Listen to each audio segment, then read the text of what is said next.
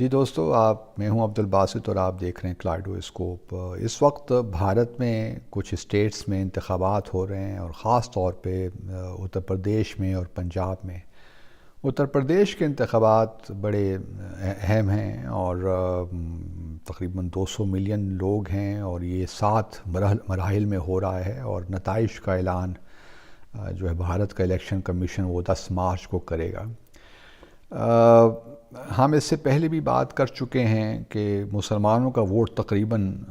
پچھلے 2-3 الیکشنز میں ہم نے دیکھا کہ ارریلیونٹ ہو گیا ہے، حالانکہ مسلمانوں کی اپنی تعداد تقریباً اس وقت 200 ملین کے قریب ہے بھارت میں۔ تو کیا وجہ ہے کہ یہ معاملات مسلمانوں کا ووٹ ارریلیونٹ سا لگتا ہے کہ ہو گیا ہے؟ اب یو پی کا چونکہ انتخابات بڑے اہم ہیں، کیونکہ اگر یو پی میں بھارتیہ جنتا پارٹی یا مودی صاحب ہار جاتے ہیں تو پھر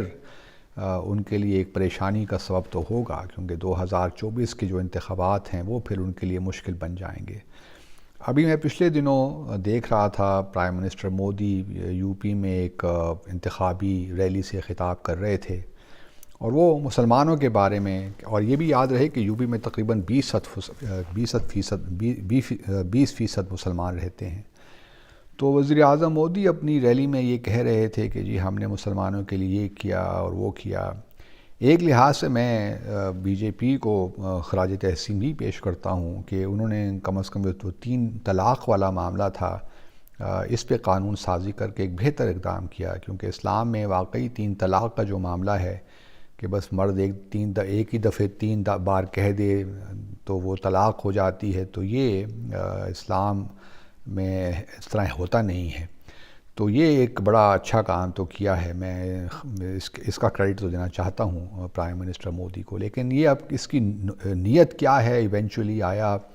یہ یونیفارم سول کوڈ کی طرف لے کر جانا چاہتے ہیں، یہ ایک الگ بحث ہے، اور کچھ مسلمان اس بارے میں اپنے خدشات کا اظہار کر بھی رہے ہیں۔ لیکن جہاں تک مسلمانوں کا تعلق ہے یو پی میں نے پہلے بھی کہیں ذکر کیا تھا کہ مسلمانوں کو چاہیے کہ اپنے ووٹ کو ڈیوائیڈ نہ ہونے دیں، کیونکہ اس وقت بہت سی فورسز ایسی ہیں بھارت میں یا یو پی کے الیکشنز میں انوالوڈ کہ وہ مسلمانوں کے ووٹ کو ڈیوائیڈ کر رہی ہیں، اور اگر مسلمانوں کا ووٹ ڈیوائیڈ ہو جاتا ہے تو پھر مسلمان نہ ادھر کے رہتے ہیں نہ ادھر کے رہتے ہیں۔ تو اس لیے ضرورت اس امر کی ہے کہ مسلمان جو ہیں، بالکل یہ تو نہیں ہو سکتا کہ 20% مسلمان یکجا ہو کر ایک ہی پارٹی کو ووٹ دیں، لیکن بہرحال اکثریت اگر ایک طرف جمع ہو جائے تو اس کے مثبت نتائج نکل سکتے ہیں۔ تو مجھے یہ جان کر کچھ خوشی ہوئی کہ میں کچھ بھارت کے میڈیا کو بھی دیکھ رہا تھا، کچھ مسلمان جو وہاں پہ رہنما ہیں، اکابر ہیں، ان کی باتیں بھی سن رہا تھا۔ تو ان لوگوں کا خیال ہے کہ اس بار یو پی کی حد تک کم از کم مسلمانوں نے ان کا ووٹ تقسیم نہیں ہوا، اور زیادہ تر مسلمانوں نے سماج وادی پارٹی کو ووٹ دیا ہے۔ سماج وادی پارٹی آپ جانتے ہیں اکھلیش یادو اس کے اس وقت صدر ہیں اور چیف منسٹر بھی رہے ہیں یو پی کے، اور مجھے بھی ان سے ملاقات کا اتفاق ہوا جب میں وہاں پہ تھا، اور یہ وزیر اعلیٰ تھے، میں لکھنؤ گیا تو ان سے وہاں ملاقات ہوئی۔ تو جوان ہیں اور انرجی ہے اور یو پی کے لیے کام بھی کرنا چاہتے ہیں، تو اگر واقعی ایسی بات ہے تو پھر تو بی جے پی کے لیے خطرے کی گھنٹی بج چکی ہے، اور بی جے پی ممکن ہے کہ یو پی میں انتخابات جو ہیں وہ ہار جائے۔ بلکہ اس کے بارے میں تو جو دہلی کے پرانے لیفٹیننٹ گورنر ہیں نجیب جنگ صاحب، انہوں نے بھی اپنے ایک انٹرویو میں کہا ہے کہ ان کو اس بات کا پورا یقین ہے کہ یو پی میں بھارتیہ جنتا پارٹی انتخابات ہار جائے گی اور جو اپوزیشن ہے وہ حکومت بنا لے گی۔ تو یہ ایک ایسی بات ہے، مطلب کچھ کہا نہیں جا سکتا کہ کس طرح، کیونکہ بہرحال ماضی میں ہم نے دیکھا کہ 2014 میں بھی بی جے پی کو یو پی میں اکثریت ملی، پھر 2017 میں جو اسٹیٹ الیکشن ہوئے یو پی میں ان کو وہاں سے بھی اکثریت ملی، پھر 2019 میں بھی ان کو وہاں سے کافی ووٹ ملا۔ تو کہنا کچھ مشکل ہے اس وقت، کیونکہ بھارتیہ جنتا پارٹی کی تو ایک یہ ہے کہ ڈیوائیڈ کیا جائے ووٹ کو، اور ان کو 35% ووٹ چاہیے ہوتا ہے، اور وہ اگر مل جائے ان کو تو پھر ان کے لیے حکومت بنانا کوئی مشکل نہیں ہوتا۔ اور پھر خاص طور پہ یو پی میں تو چونکہ ایودھیا کے معاملات، اور پھر ابھی رام مندر بھی مکمل ہو جائے گا 2023 کو، 2024 کے انتخابات سے پہلے، تو ایک قسم کا بڑا ضروری ہے بی جے پی کے لیے یو پی کا انتخابات جیتنا۔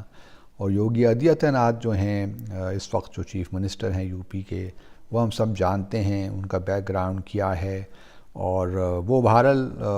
کوشش تو پوری کر رہے ہیں کہ یہ، کیونکہ وہ اپنے آپ کو فیوچر میں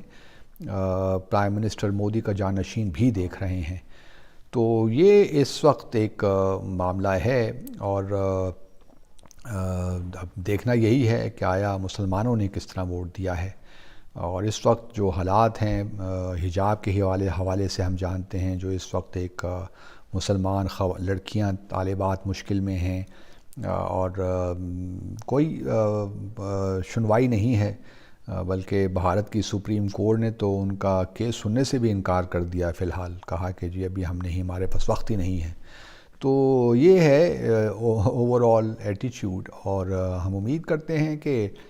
یو پی میں جو ہے جو بھی ہو، مسلمان کم از کم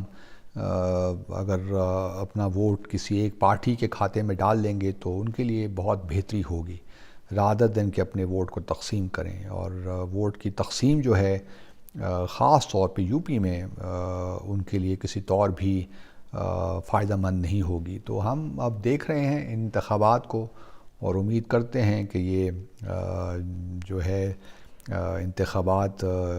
بہتر نتائج نکالیں گے تمام یو پی کے لوگوں کے لیے۔ اور جو اس وقت ایک ٹینشن ہے، انٹر کمیونل ٹینشن